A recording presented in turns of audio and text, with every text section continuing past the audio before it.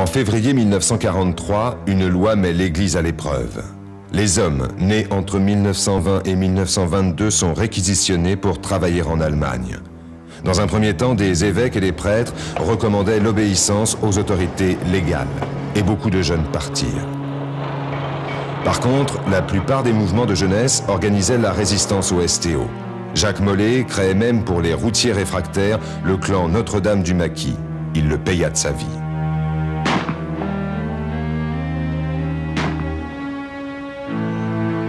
Le 1er mars 1943, en réaction au refus du STO, 150 hommes de 17 à 50 ans étaient arrachés de leur foyer dans une grande rafle à Villeurbanne.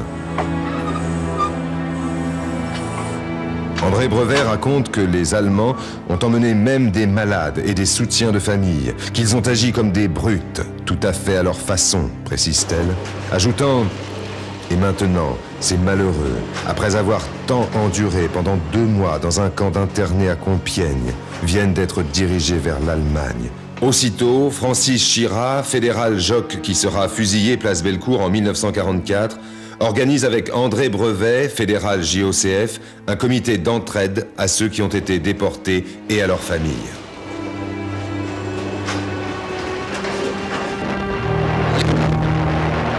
Bloquer des convois, détruire des trains et des ponts, la bataille du rail est cruciale. Les maquisards harcèlent l'ennemi de 1000 façons et la Gestapo arrête, torture et tue. Des dernières lettres écrites par des résistants quelques heures avant qu'ils ne soient exécutés se dégage un courage sublime, porté dans une fragilité inhumaine. Ainsi, celle de Francis Lagardère, fusillé à 26 ans. Mes chers miens, dans 1 heure, je serai devant Dieu et cela m'effraie. J'ai tant péché. Si Dieu m'accueille, je veillerai sur vous tous, mes amours. J'ai confiance en Dieu et en sa bonté infinie. Je vous embrasse tous en Dieu. À l'abbaye Notre-Dame des Dombes, le père Bernard accueillait la résistance. Comment refuser de cacher quelqu'un recherché par la Gestapo? Comment refuser de cacher des armes à ceux qui luttent pour la liberté? Le 8 décembre 1943, le père Bernard était arrêté et torturé. Ramené à sa cellule sur une civière, il souriait, heureux, disait-il, d'avoir souffert dans sa chair comme le Christ. Et il priait Dieu de pardonner à ses bourreaux. Il mourait le mardi de Pâques au camp de Bergen-Belsen. Sur le mur de la prison Montluc, le nom d'une religieuse est écrit, après ceux de Jean Moulin, Daisy Martin et Robert Cluzan. Elle s'appelait Élise Rivet, en religion Mère Élisabeth. Déportée à Ravensbrück en 1944, elle devenait l'âme du camp, aidant ses compagnes à rester debout face à l'entreprise d'avilissement. Elle mourait gazée le 30 mars 1945, jour du Vendredi Saint. Supérieure générale de sa congrégation, Élise Rivet a reçu la médaille des Justes pour avoir participé activement au sauvetage des Juifs. Dès 1940, elle était avec ceux qui en France continuaient la lutte.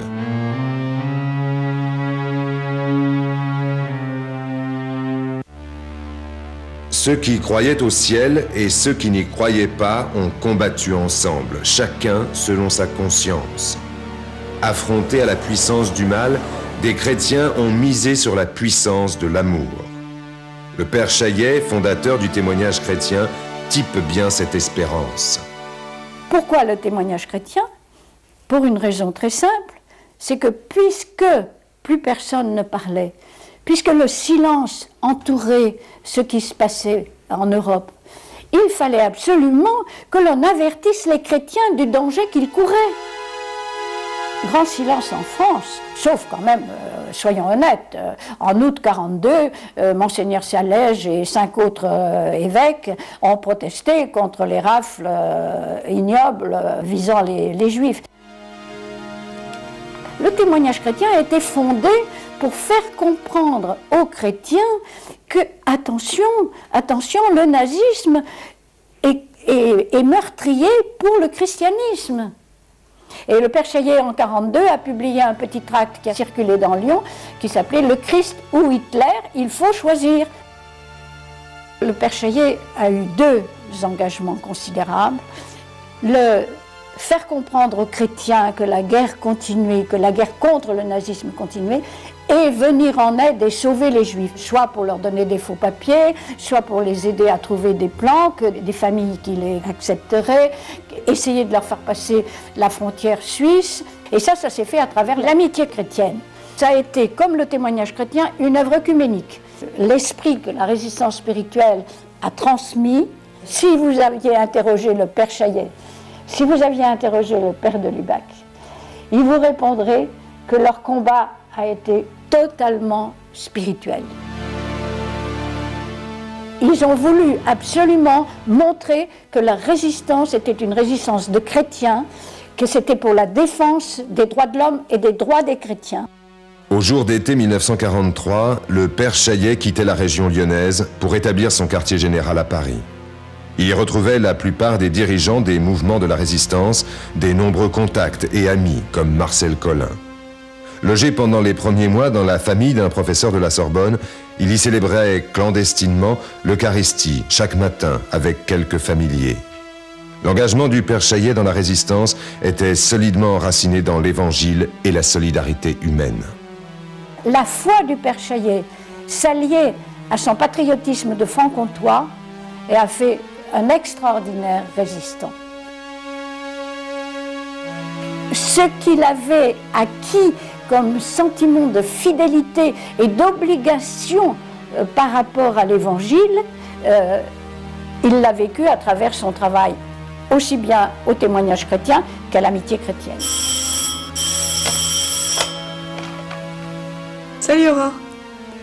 Oui, tu sais, sur le CD-ROM, j'ai trouvé plein d'informations. Et aussi dans la malle de ma tante, tu sais, celle que mes parents ont gardée, j'ai trouvé plein d'objets. Ouais. Des objets sur la foi et sur le courage des résistants. Autre visage typique, symbole de l'intelligence et de la générosité des jeunes résistants, Gilbert Dru. Il était une promesse pour la France et l'Église. Il est un des 4 héros à qui Aragon a dédié son poème « Celui qui croyait au ciel, celui qui n'y croyait pas ». Gilbert Dru croyait au ciel, et son sang a coulé et son sang s'est mêlé à la terre qu'il aima. Le 14 juillet 1944, alors qu'il préparait avec une grande intelligence politique les résistants chrétiens à l'après-libération, Gilbert est arrêté par la police avec son ami Francis Chira. Mené au local de la Gestapo, place Bellecour, il y est interrogé et interné à Montluc.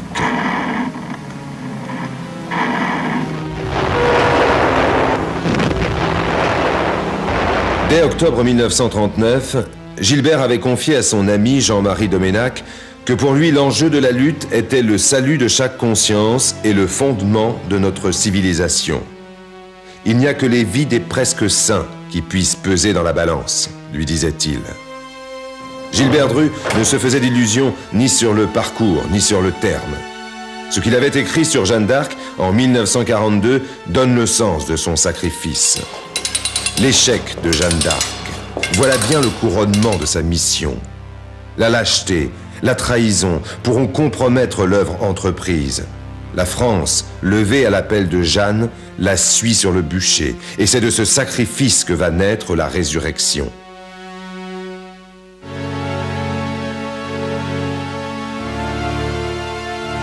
Quelques jours après, il était sorti de la prison pour être conduit place Bellecour et massacré en public avec Francis Chira et 3 autres de ses compagnons.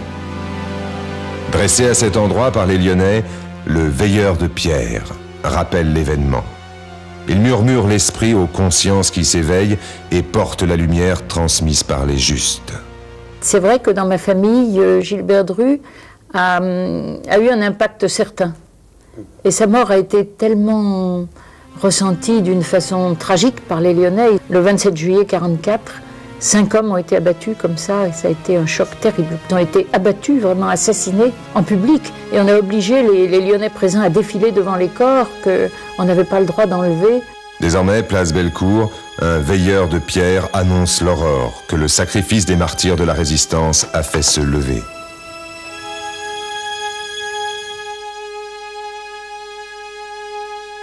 Les mains déjà ouvertes pour accueillir et donner, André Brevet sera une grande et jolie figure de la résistance.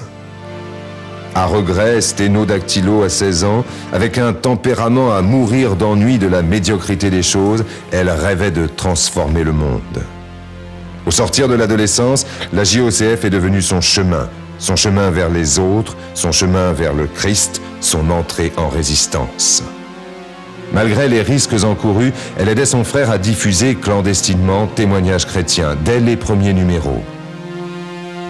Après la grande rafle de Villeurbanne, elle organisait avec Francis Chira et le mouvement ouvrier l'entraide aux déportés et à leurs familles.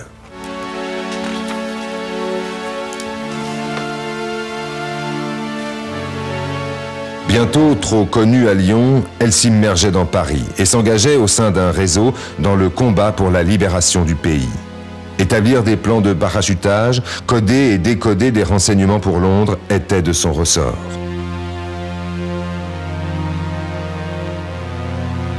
Arrêté le 17 juillet 1944 dans un hôtel rue Gay-Lussac, André est embarqué le 15 août dans un de ces trains de la mort qui reste la honte de l'Europe.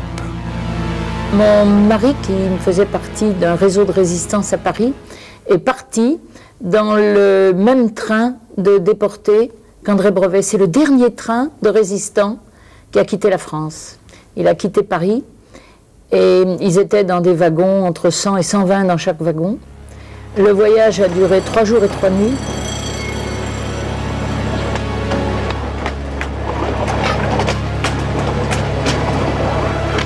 Dans l'enfer du camp de concentration, elle confiait à une amie qu'elle s'était engagée dans la résistance, non seulement pour la France, mais pour la rédemption du monde.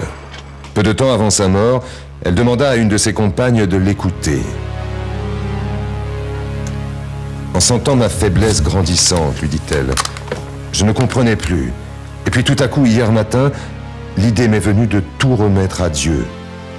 J'ai compris soudain que tout était simple. Et depuis, je me sens toute légère et joyeuse.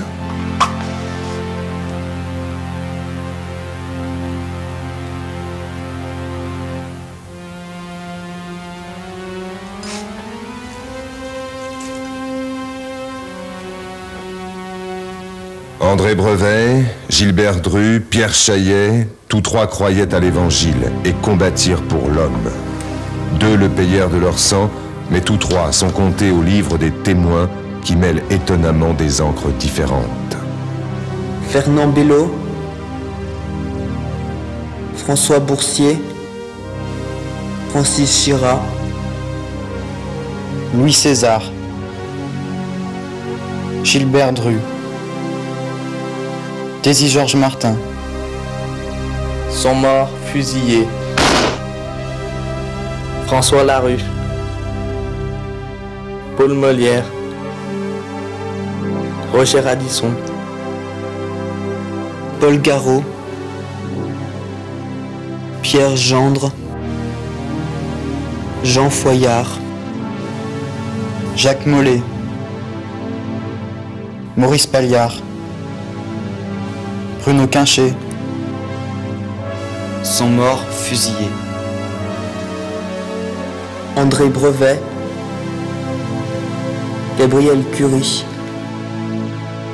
Gilberte Dumartret, François Marty, Eugène Ponce,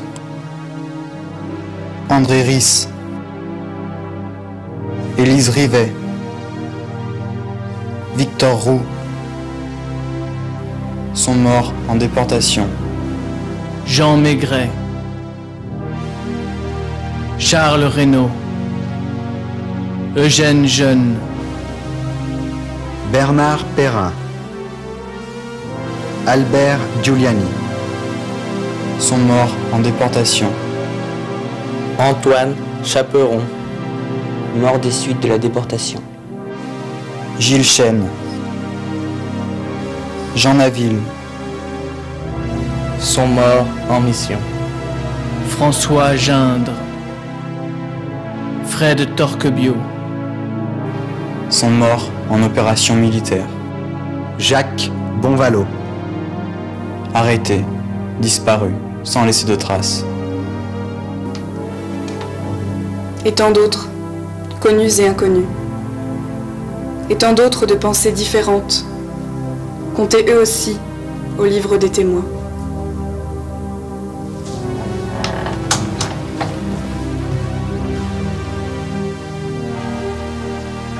Frères et sœurs humains qui après nous vivez, ne laissez pas l'abject éteindre la lumière. Le Christ sur la croix garde les mains ouvertes et relève l'homme blessé en des justes combats.